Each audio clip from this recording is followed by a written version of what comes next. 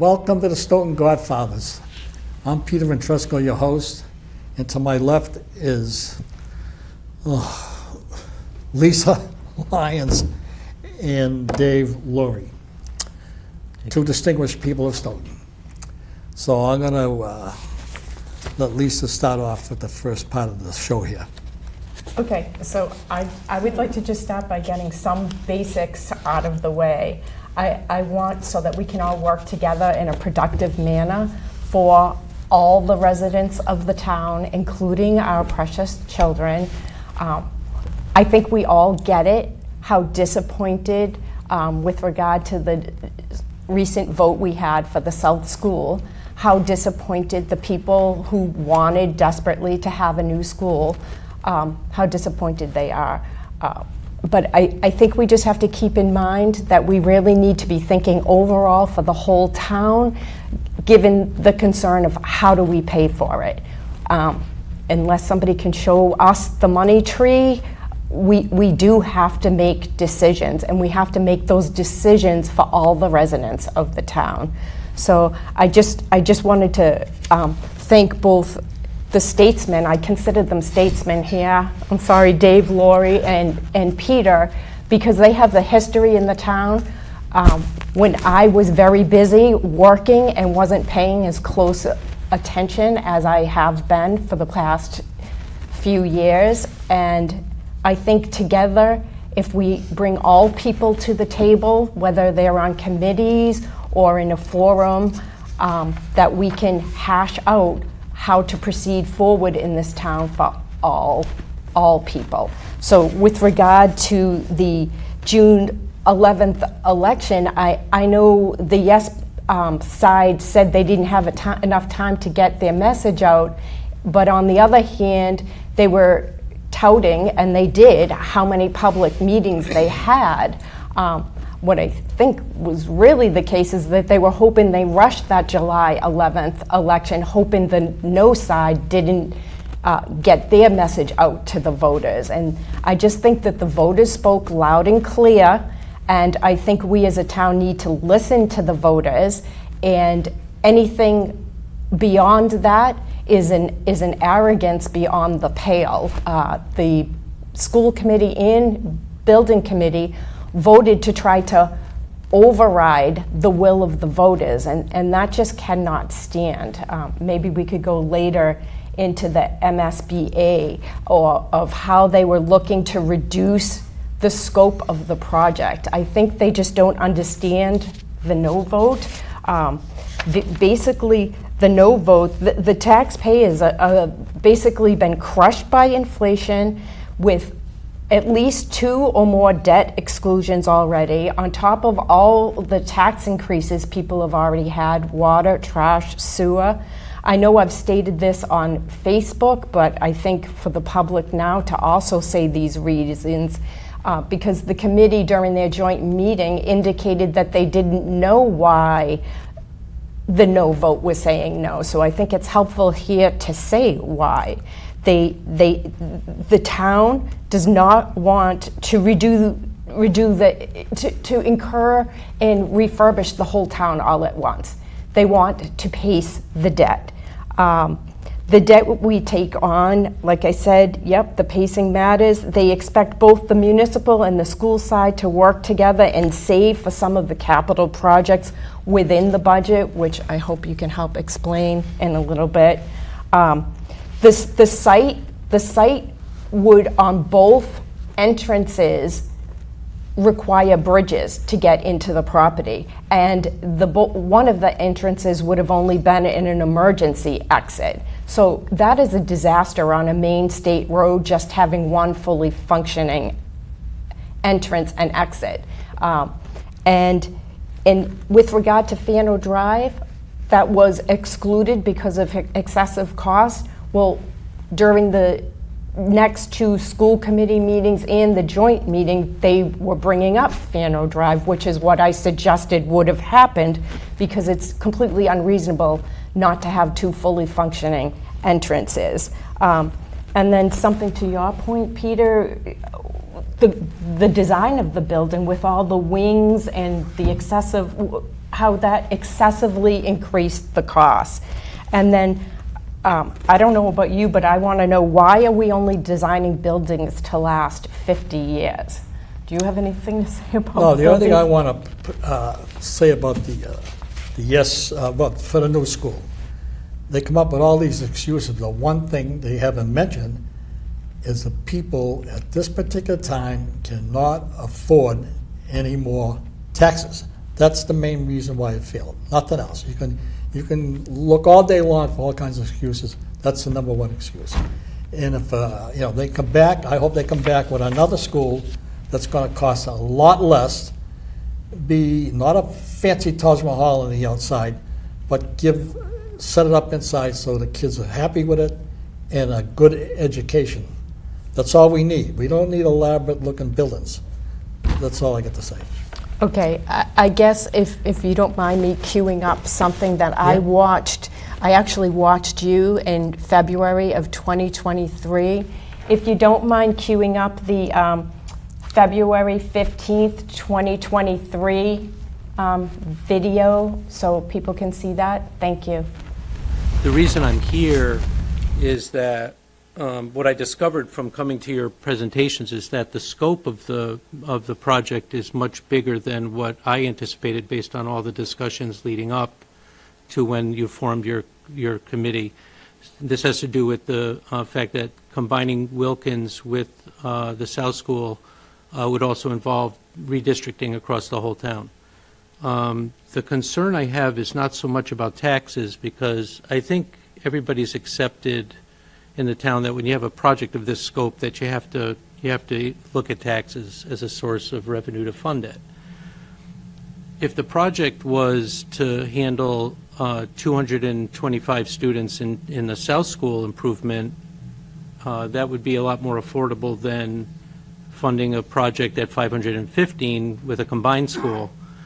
So why is it important from looking at it from the taxes is because the misconception that I think everybody has is that as long as people vote a debt exclusion, that's an override from our 2.5 to whatever that project is, that it's an unlimited source of funds. It's like, oh, as long as people pull the ballot, we can make that project as big as we want, because as long as they say yes, there's a source of funds for that debt. But it's not true. If you were to look at a Moody's report, which comes out, I think, every 2 years, we just had one last year. What's interesting, they said, is that the town has a debt burden that's above average given an increase in debt issuance over the past few years for a school project and a new fire station. Well, if we have an increase, if we have above average debt, so what? If it was funded by people's taxes, they just write a check to the town to cover that as a source of money, how come that's a burden on their rating? Why would they consider that a factor when they set our bond rating? Some of the things they say about factors that could lead to a downgrade. Decline in reserves as a percentage of revenue. Our reserves are depleted. We're right now finding pressure on our current bond rating because of our reserves, as well as our stabilization funds. The other problem that could lead to a downgrade is an increase in the debt burden and/or long-term liabilities. So you have the reduction in our on our unrestricted as well as stabilization monies. That's the reserves that are there to cover any kind of issues we might have in paying our debt, combined with additional projects like a South School project. You can imagine what we're heading for in terms of how our town is going to be able to fare on the bond market. So it's not just about taxes, it's also about our bond ratings. Bond rating, why is that important? Well, if you get a reduced bond rating, it means an increase in the percentage of interest that we pay on our debt. So not only is debt getting more expensive, but you combine that with a downgrade, we're looking for a world of hurt in terms of how we could fund the project. I just want to let you know that there is a source of information that I think is ideal for this committee, and that's the town's financial advisor. They're called Hilltop Securities. They're available to our town. They often come to the town hall to discuss, how we go about funding projects. Matter of fact, they were instrumental for the high school project, which, by the way, led to an improvement of our bond rating. We went to a AA2. So what we don't want to see is the first school project create a great advantage to our town, only to see the South School project actually do the reverse. So I recommend, and I'm hoping that your committee takes serious consideration about talking to Hilltop Securities, find out exactly how much debt we could take on when you're evaluating a 225 student school versus a 515 student school.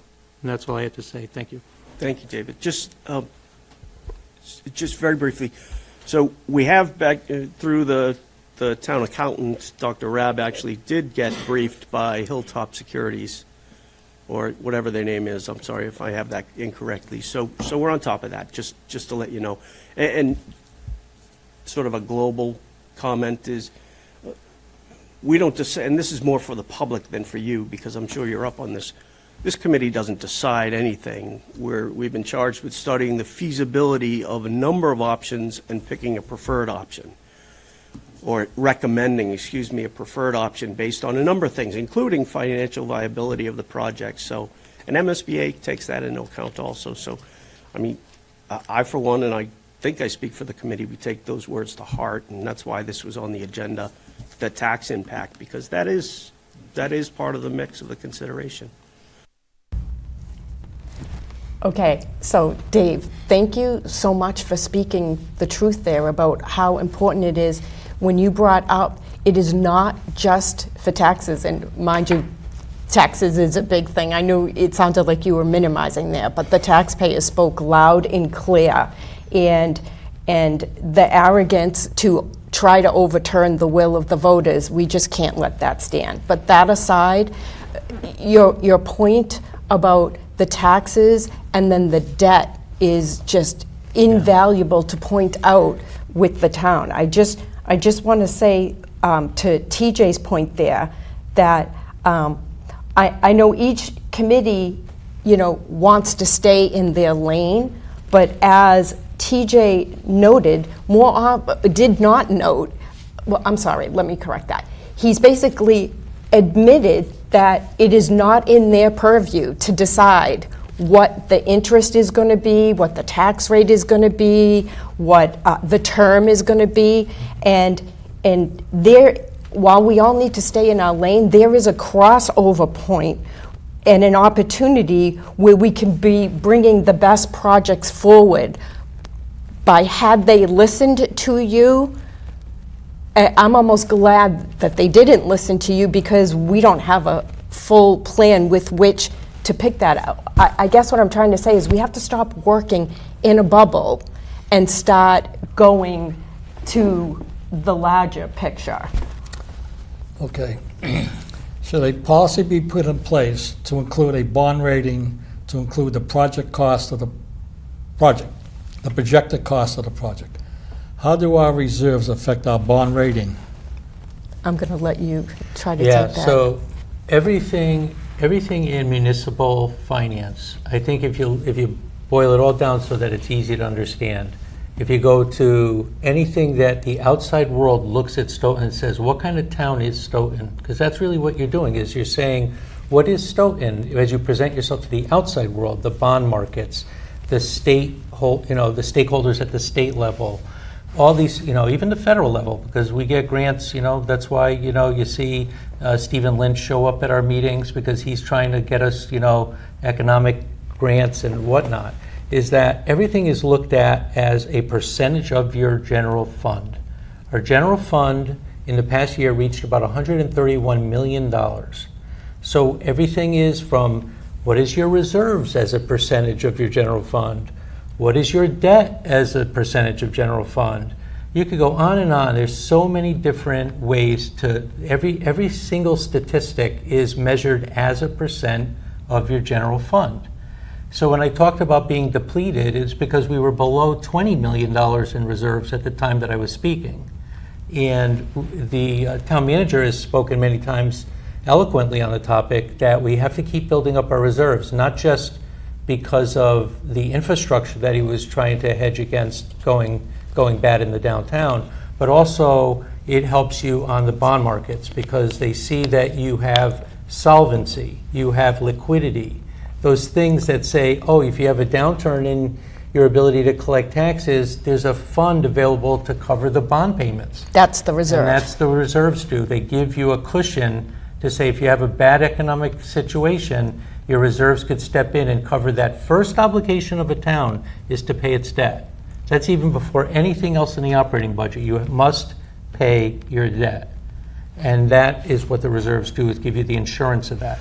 Okay, so can you speak to, if you're a town meeting rep, how looking at these projects, okay, because in this instance, we happen to be talking about the Salt School project, but then they're talking about O'Donnell Middle School, we're talking about a police station, not to mention all the other debt that would be indicated in a capital plan.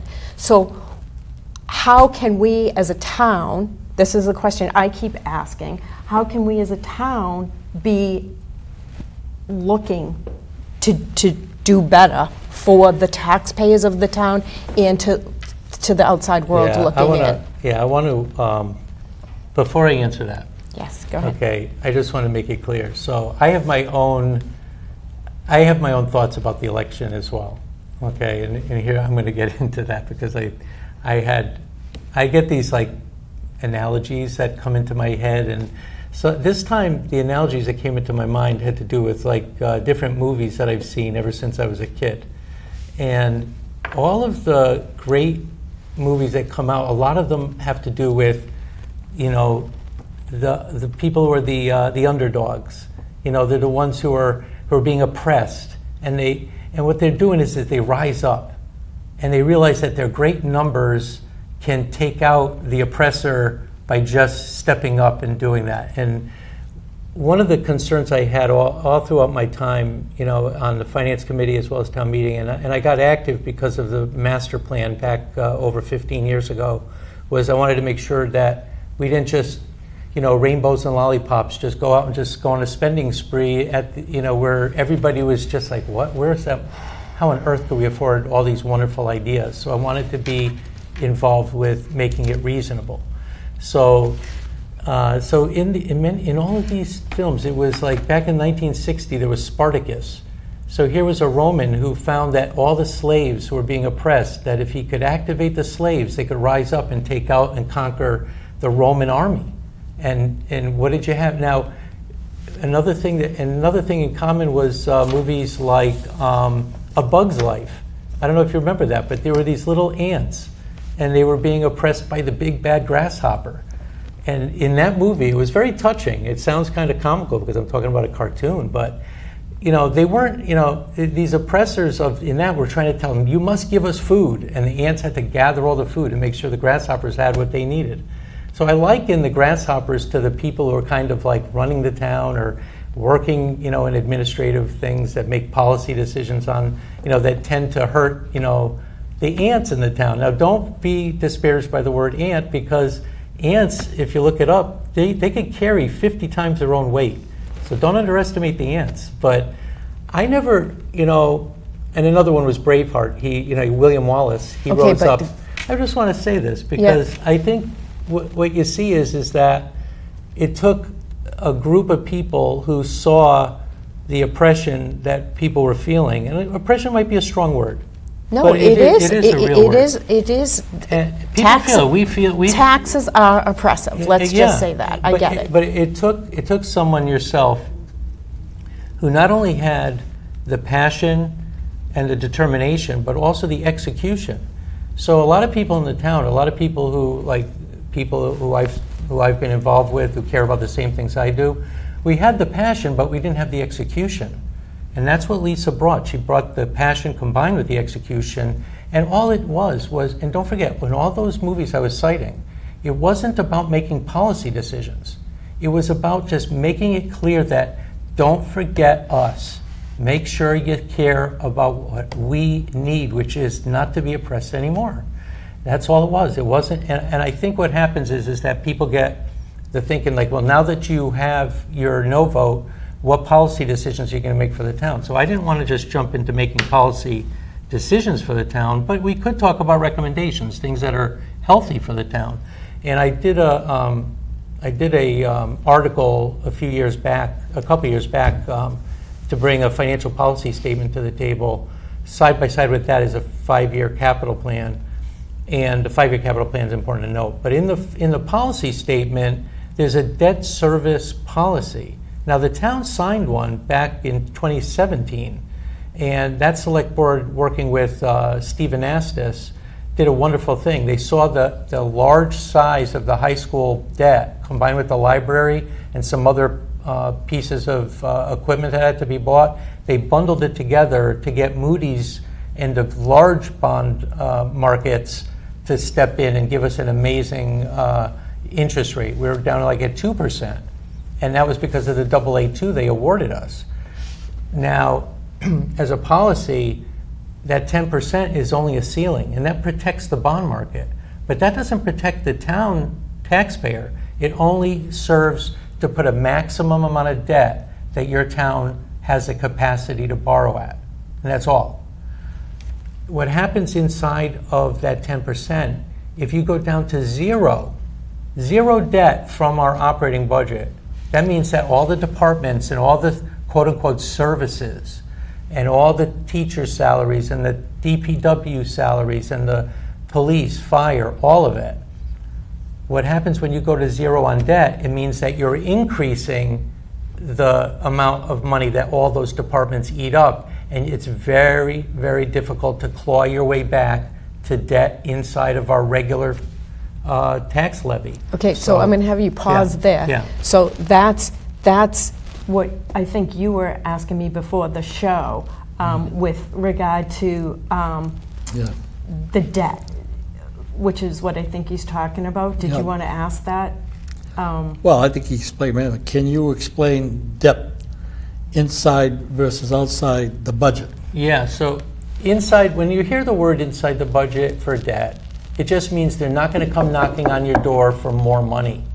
It's already giving to the town. When you pay your property taxes, it's already part of your regular property tax. Within the 2.5% that your taxes go up. Yeah, we all know there's a thing called Okay. Proposition 2.5. It's So- all part of, that money that they collect every year from your property tax. It goes into this giant pot of money called the general fund, and out of that comes debt service along with all the other costs to run the town. And the higher that debt service is inside the budget, the less chances that you have to go toward a debt exclusion, or if you Right. do have to go to a debt exclusion to pay for something on the capital plan, it would be at a lower Yeah. chunk. So a lot's been said about the fire station. The fire station had so many problems with it. People talk about the negative things about the fire station, but there was only one shining spot within the entire article and the execution of the fire station. And that was the way that they've split up to be 1/3 inside the budget. The debt was being paid from the regular money that we're already giving them. And then 2/3 was coming out of the debt exclusion when we voted to get a fire station. So we did a split so that there was, the town was giving up some, and we, as taxpayers, were giving some. And that's a good example of, well, gee, how much room is there inside the budget so they don't have to knock on our door asking for more? What is that number? Okay, so in the Finance Committee, we used to talk about 4% as the floor, as a recommended. Now, Finance Committee isn't a policy maker. We're a legislative body. Recommending recommending recommendations only. only to town meeting only. And the select board and the town manager and the school committee is recommending. We only make recommendations. So we were always saying verbally, you should really think about 4% as a floor. Matter of fact, when I made the referendum for a financial policy statement, I went around to many of the surrounding, South Shore and further west, different towns that all set 4 to 6%. They had a floor and a ceiling as a target, and they had that 10% as what the bond market said. That's a hard ceiling. Don't go over 10. Okay, let me pause you. So, but we don't have that policy in No. place yet. So I just want to pick up on, that's another question that you had earlier, Peter, while we were waiting for Dave to get through traffic tonight. Yeah. Yeah. Can we build new buildings without overrides? Just building them out of the Okay. budget, school budget and the municipal budget. All right, so Before you answer that, I want to do it in layman's terms, in terms of, like what you were just, I just want to summarize what you said a minute ago. If we don't have that policy in place, which we currently don't, it's almost like you just have a situation where it's just grabbing grabbing at the candy and not saving anything. we've eroded the debt inside our budget. We were at 4% plus, and it's now at 2.5%, and it's going down. And that's And it's because going debt falls closer to off the zero. book. Right, debt falls off the books, and all of a sudden our debt gets lower, and it's heading towards zero. When it hits zero and the operating budget absorbs all that new money that's coming to them, it's very hard to claw back and get closer to 4%. For And the right for now the we're audience, halfway there. I get it. We're So halfway to zero now. I get it. So for the audience, how do we get debt? How do we get debt back inside the budget? Okay, so if you looked at 4%, you're looking at $1.5 million to $2 million of bonds available per year. In other words, let's say you had a $20 million project and you had a 0 interest rate on it. In 20 years, at $1 million a year, you could pay off that entire project because you're taking another million. And that would take you up closer to the 4% number and inside the budget. But how do you get the $1 million is the hard part. So let me ask you: Would it Well- look like something with the fire station, It's where we'd say some of it's going to come from the operating budget and some's going to go toward You a could- debt exclusion? That's what you'd have to do, because nobody will vote in this town, not even town meeting, not even finance committee, not even the three of us would say, we're going to rip to shreds the operating budget in order to get more debt in the budget, because it's very difficult, because people get used to where we are with our services. I know, Where but can we're I say still- yeah. something? If you have a gaping hole in your arm, you don't go to the triage emergency room and say, can you sew it up slowly? We'll get to there, that's a free cash. Go ahead, Peter. All right, so you're saying like if we took $3 million off the top of the budget every year, that for the $131 million budget and climbing every year by 6-7%, Yeah. that shouldn't be a problem. Now, an easy way to do that, we created a lot of unnecessary jobs on both the school and the town side. And I'm sure between the two sides, it's well over the $3 million on payroll for jobs that never existed before. You know what I mean? agree. I actually agree with you, So yeah. we can't cut the budget because we have certain obligations we're going to meet all the time. But we do not have to create jobs that didn't exist before for whatever reason. Some are for nepotism. I'm going to say that word because that's what's going on. And like the high school, you got a principal, you got an assistant principal, has an assistant, and it goes on and on and on. Why do we need all these people? They It's weren't true, there yeah. a few years back, but Yeah. now they're there. And the Okay. town side, the same thing. We're creating jobs that we never had and we don't need today. That would give you the money that you Correct. just said. I agree. That we could do these projects without having these overrides and putting an extra burden on the taxpayer. Okay, so, and what is the governing body that could help do that? And I'm asking and answering the question, and you can elaborate on it. That is the Finance Committee. And after being the first year on the Finance Committee, I am appalled because instead of agreeing to reduce the use of free cash down to zero for the operating budget, which is the analogy is to, you're bleeding, you've been letting yourself bleed, So now it's time to stitch it up. And that's only a policy. The fact that our current finance committee could not bring themselves to make the recommendation that we're supposed to be fiscally prudent is abhorrent to me. Yeah. And we're working to correct that. It's very difficult. We cannot have a biased finance committee against the taxpayers of the town to a select group of people. Yeah. It is Could a I- detriment, could I both say- of you. Well, you can't just put all the blame on the finance committee. I admit the finance committee has a lot more power, and they don't use it. All right, but it also flies on the town fathers, being a board of selectmen, and the town manager for letting these things happen. You know what I mean? And the school committee. But the last say is on the town fathers and the town manager.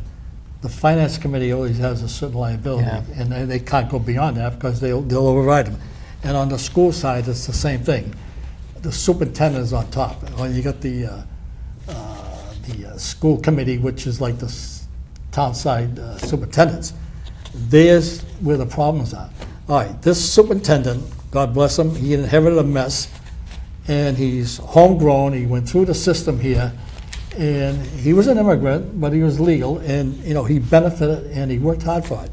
So we can't really say too much about this. I don't want to rip anybody No, to I'm shreds. just saying, he inherited this mess. And Right. now we get back to, we got all these illegal immigrants being dumped here. And the school, Mr. Bayeda, has to take them by law. Otherwise, he'll get sued and he'll lose his certificate as being a doctor of education. The whole thing falls on the town fathers, the board of selectmen and the town manager. They have the authority, like a lot of our towns are doing, they're going to court to fight the state, because we cannot afford it. The state's going to say they're going to give you this, they're going to give you that. Well, at the end, they might give us something, but at the end, we as taxpayers are going to front this bill, and we're never going to see this money. Okay, And the crime rate's getting out of control all over the country because of it. Okay, can I just pick up on that? Yeah, go ahead. So when you say, that's where I say policy comes into effect, and you have to limit. I mean, you can just say, I'm at capacity. Okay, then what are you going to do?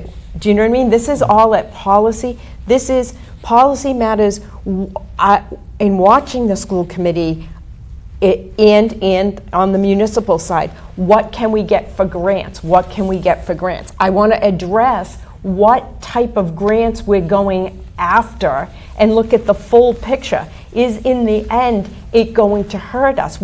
I'm suggesting it's not a good idea to go after grants to try to manage our budget. I'm That's thinking right. we should be managing our budget That's right.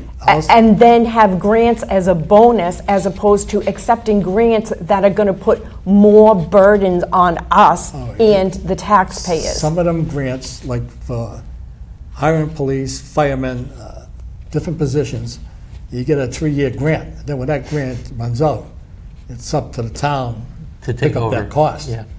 Now, on the school side, it's the same thing. They get grants for the same thing. And when that grant runs out, English language then learners, special we got to pick needs. it up.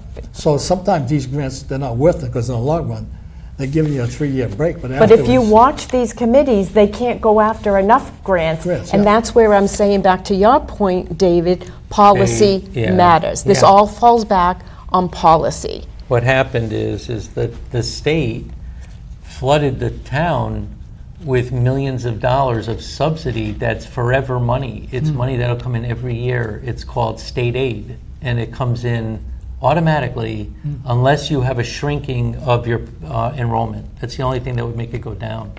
So what's fascinating is that over the 3 years in which it grew to 11 million extra, so they're at 61 million. They were only at like 50-something million. And it was amazing that When you say they define that, that drives me the crazy. school committee, the entire school system picks up $11 million on top of the 50.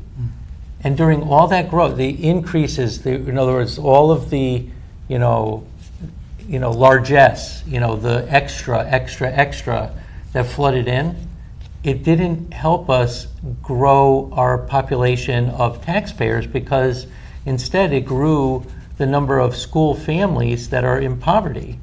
So it was like, we love to take care of our own. Yes. But what happens is when the state comes in and they say, oh, you want our money? If you raise your hand and say, Yeah. I'll take the state money, it means you're also saying, I want to take the state's headaches. I need to flood your town with all the pain that comes with all the money. In other words, there's no such Instead of thing. spreading it out across People- the state. People look at that extra money as being like a win. Look what I was able to get for our town. And instead, what did they get? They get what's called the free lunch is not so free, because it comes with either, That's a good way to say either it. hooks, or it comes with pain. Mm-hmm. And what they did was they put a target on our back, and because we have infrastructure for English language learners, behavioral problems with, they call it social and emotional. Yeah. When you have special needs, those are the children who have real special needs, the autistic and on the spectrum, all those folks that need help. We used to want to just say, please just take care of Stoughton. We have needs for English language, behavioral, as well as special needs. We want to take care of our own. But because they flooded us with so much money, and we were willing to take it, And it builds up the infrastructure we now for- have a flood. We have a flooding of it's like- illegal it's like- immigrants. And that's draining Yeah. on It's like the The budget. illegals are here. Don't make no mistake about it. They're here Oh, yeah. as the first. I We were went the highest town of 351 cities and towns. We were the Towns. largest town yeah. of immigrants that were brought to us. Yeah. And what's interesting is they say, maybe we can use that to get more grants. Oh, when I Make heard sure- that, yeah, my head like- almost yeah, exploded. yeah, it's I like, just oh, lost it. oh, they're giving us Okay. more pain. But- Let's take more money, free money. I want to That's- make a little Keep it- I clarification. wanna queue Yeah, up but wait, something in a minute just after you. Before I forget. Okay. When I said about the schools hiring assistant to assistant, did I say superintendent? That or too. Principal? What did I say? It's true across the board. Yeah, but what did I say? You said principal, but it's also the Okay, I just superintendent, wanted to yeah. make sure I didn't It's- say superintendent. You- Okay, I'll get Okay. that straight. And as far as the police goes, when we used to get the grants in the past, that's how it was. But today, we as a town, we need police. We always did, and more so Badly. today, with the crime the way it is, and everybody hates police. And with all Not these, me. with all these illegals here, we need them more and more. Okay, but that being said, we have the money, it's been sitting there for a few years, every year it gets budgeted back in there, to hire a full 60-man force. But they can't fill the slots because nobody wants to be a cop today. Well, right, but they made progress on that. Yeah, I know, with the but I civil mean, service. it's a problem getting Okay, so police officers. can I just speak? We're about to queue up, but don't put it on yet. I'll give you the signal when to put it on. To queue up this school committee meeting on 3/12 that I keep referring to. And I want to do a preface here that the reason I am showing this video, it's the superintendent speaking, and I want people to know ahead of watching this. The reason I am showing this clip is to confirm what I said about it, that it is in fact true, and I want to focus on the financial points that he is making, because that all ties back into this discussion that we are having here. And it's true, TJ said it in the previous clip, that we need to be reining in the budgets of both sides of the aisle to increase the inside debt, and we need to, as a town, start discussing our capital plan and pacing it out, given the vote that the voters just took. So if you could queue up that March 12th, 2024 school committee meeting. One of the things that I'm going to be doing, I've shared it with the chair, is we're going to be looking very hard to restructure administration for FY26. FY26, because I need to really restructure some of the things that we're doing at the central office and at the school level. And so, as I shared actually with Armando, Mr. Barboza earlier today, the fiscal cliff for '26 could actually be more severe than the current one that we're in. So we don't have fee-based structures. If you don't cut back somewhere this year, you're cutting a lot next year, because it's the same idea. So if our transportation fees are not for consideration, if summer fees are not for consideration, I know those are two different things, but just to use that, every year you're going to be looking at clipping something. So you can start with as many administrators as you want. You're going to eventually hit the classroom, which you already are, with the paras, but eventually then it's teachers, admin assistants, custodians, and it goes on and on and on. It's just not sustainable. So this, to your point, and I appreciate the chair, Madam Chair, you collecting all this information, that we can have a sit down and really look at it and say, my concern that I have, and I'd like to enter it into the record, my concern that I have is this notion that we do have a school committee policy, a finance committee policy, let me phrase that, a finance committee policy that establishes the utilization of free cash going away over time. Now we're talking about that just being a cliff itself. And I know members are not going to like that I'm saying this, but respectfully, just if you would just indulge me for a second. We actually said we're going to stop doing this by eliminating $300,000 every year until we get to no longer can use it, to just saying we're not using it. So are we saying that all town budgets all over the place, that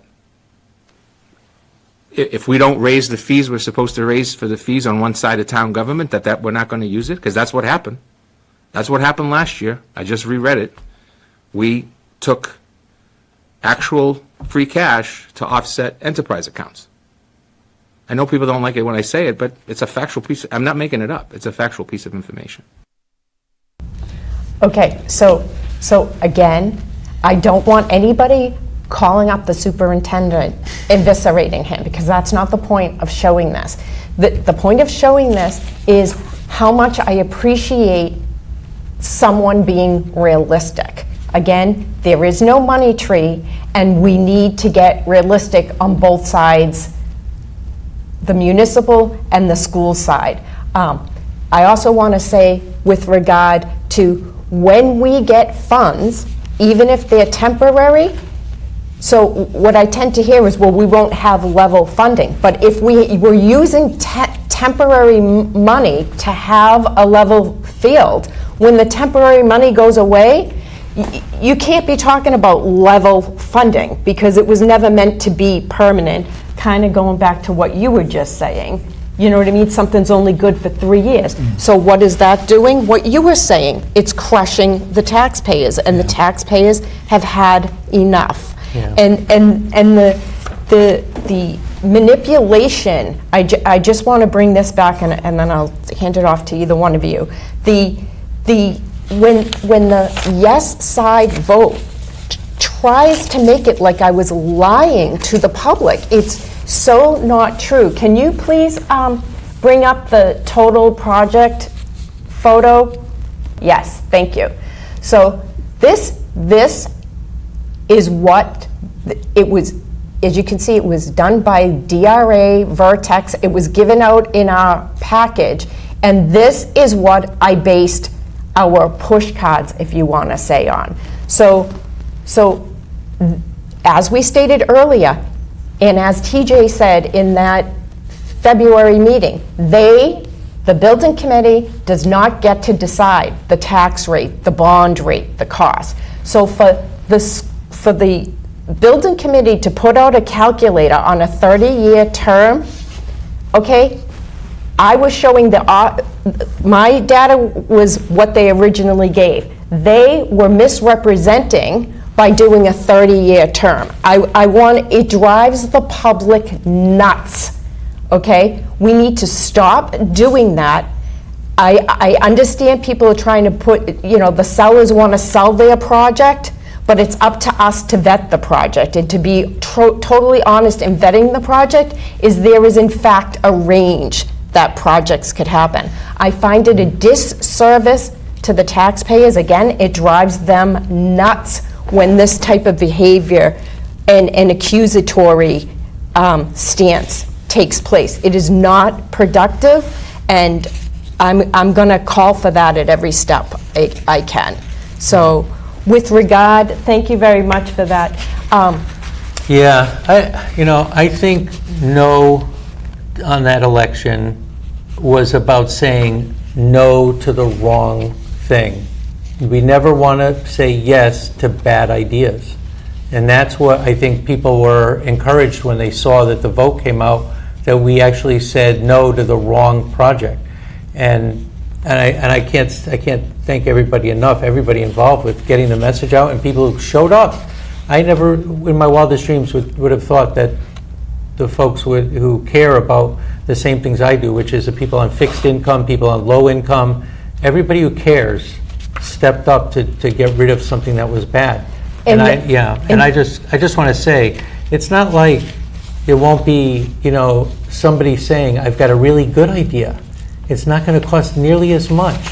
But we might have to knock on your door to say it's good for the town, and somebody's going to say, I need you to say yes. It's not like it's automatically going to be no every single project. But right now, in the timing, and I think you should bring up the timing, because you had some good points you've said to me personally about when a project should come forward and what needs to be in place before a project comes forward. yes, Yeah. the capital plan. This drives me crazy as a town meeting rep. Everybody, it's not relevant. It's not relevant. Everything as it relates to the budget is relevant. You cannot have a myopic, did I use that word right? Myopic lens when you're dealing with a $131 million budget. You have to, I don't know if this is funny or not, but I attribute it to be going out with the crazy boyfriend who says, let's go have fun and have a blast, meaning you want everything. Who doesn't want everything? I want everything, but until somebody shows me the money tree, you can't just go on the road having fun with no source of revenue. You're hitting a brick wall, and we're hitting a brick wall right now with the taxpayers have had enough with the taxes. They want to see what is our long-term outlook and what are we, the players, going to do to help the town get there without eviscerating each other in the process. You're a flat-out liar. Not helpful, not productive, should not be a chair. If you're a chair and you're biased, that's unproductive, not helpful. When we stack committees, I'll bring it up, the Climate Action Committee, you have a huge problem there because you're not having the full breadth of a discussion in that committee. Okay? When you have a building committee and you don't have a full breadth of all, you don't have anybody speaking up against why this might not fly with the town.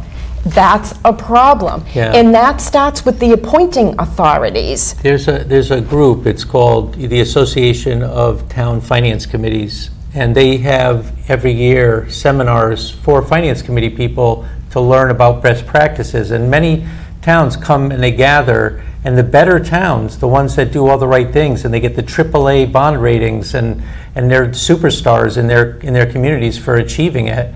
They come and they present to us what it took to get to where they are. And there's 3 pieces of information that those communities have. One of them is a financial policy statement, which I'm told will be ready for our town in September, which would have been 2 months after the vote that we just took. So it would have been kind of late for what we needed. As long as we get it, Dave. We get it in September. So forward from there, that's one piece of information that's valuable to the taxpayers when they're thinking about another project. The other thing is the 5-year capital plan that Lisa was alluding to. Right now we have, which I'm sure is somewhere you could check the box to say at a 4-year capital plan, it's, I'm sure it checks a box for, how we present ourselves to the outside world. I'm sure a 4-year plan is almost the same as a 5. But I think a 5-year plan is what everybody goes by, and we should have a 5-year plan. It's just me. Because that's what other towns are doing to get their superstar bond rating. And the third one is something called a forecast.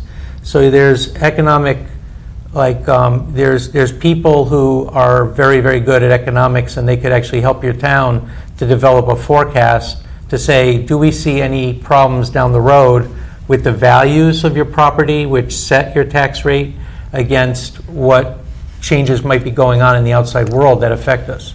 So a good forecast is the third element. You put all three of those together, you become a superstar town. We don't have any of them, none of them. Because the reason our 4-year plan isn't real is because the schools haven't contributed their piece yet.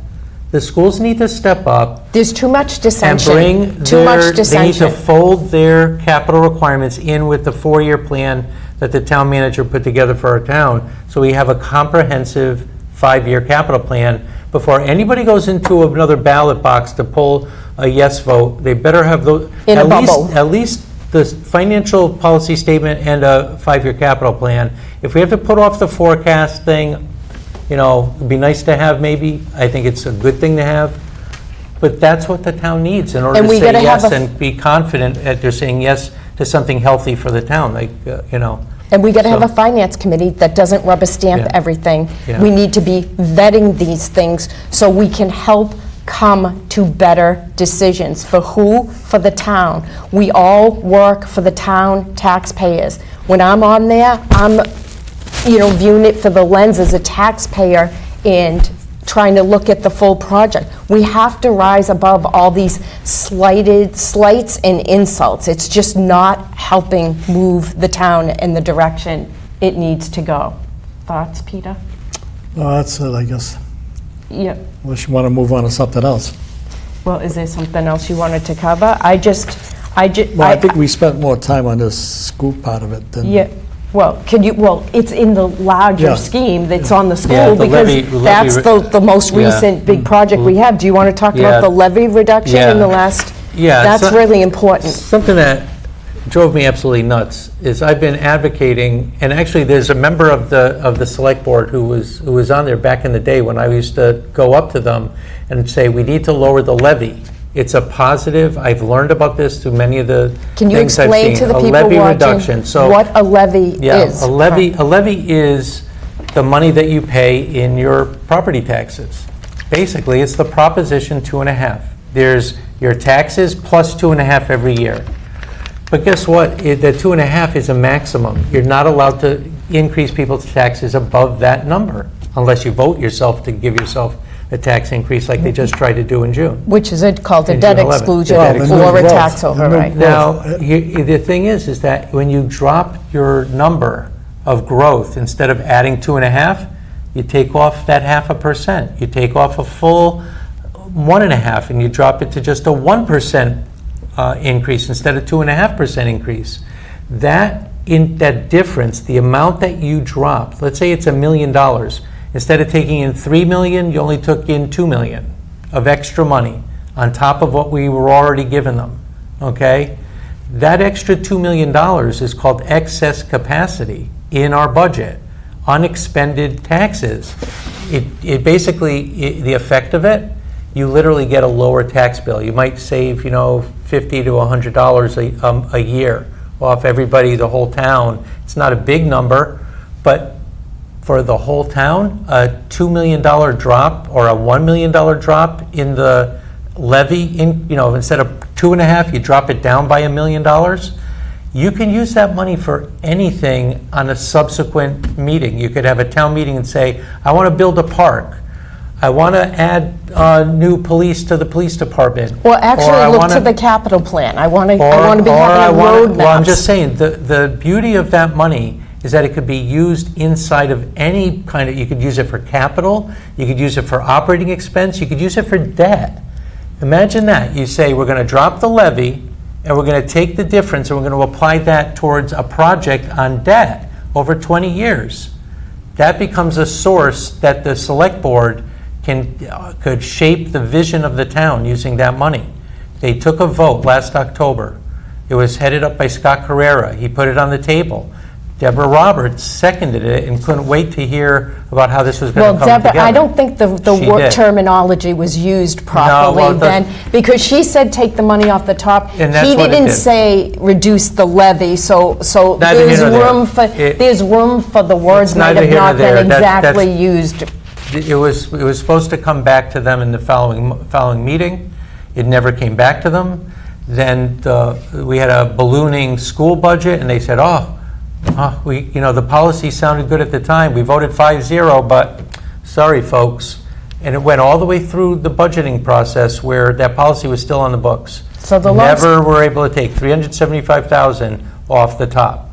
I'd love to see where the select board does the right thing and takes a nice chunk of money off the top again called reducing the levy, so we have this extra excess in the tax fund that's not used for the budget.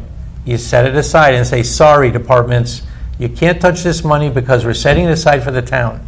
And another tool, that's a tool in the bucket. It's a tool. Another tool is to be, for the finance committee, to be putting more money or advocating to put more money in a stabilization fund, hitting the budget from another area, the free cash, not the budget, I'm sorry, free cash. So we have money in a stabilization fund instead of gobbling everything up. I look at it like this. If you're going to be asking people to reach into their wallets to spend more money on their tax bill, offset that with some goodness.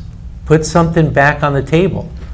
If you take levy relief, at the same time you're saying, please pull the yes lever in the ballot, at least they're feeling like there's a little bit of give and take going on, so that I'm getting relief on one side and I'm being asked to put in money for a project on another ask. For down the road toward that it capital should be- plan. There should be some offsetting goodness to the pain. There should be offsetting goodness. That's how I look at it. Did we cover everything that you wanted to? Well, we only address got a earlier? minute left, so I don't know, maybe we should just sign off. Okay. I thank you for Okay, coming. we're going to sign you. off on the Stoughton Godfather Show, and I want to thank our two special guests, Lisa and Dave, for coming forth with all this wonderful information on budgets and how to save money. Thank you during your... That's what our town fathers and top management don't know how to do. They know how to spend, let me tell you. Did you get all your... We want to encourage them. No, my question's no. I understand there's a trip in the works and that you're Yeah, taking time away from your planning on your big trip. So I want to thank you for... I'm going to Italy.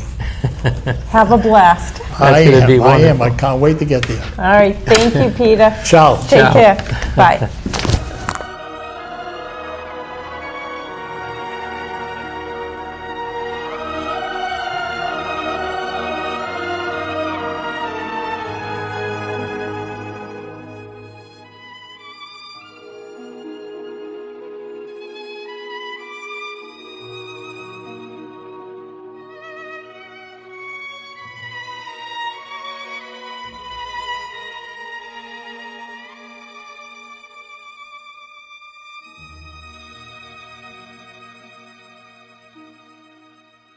Leave the gun.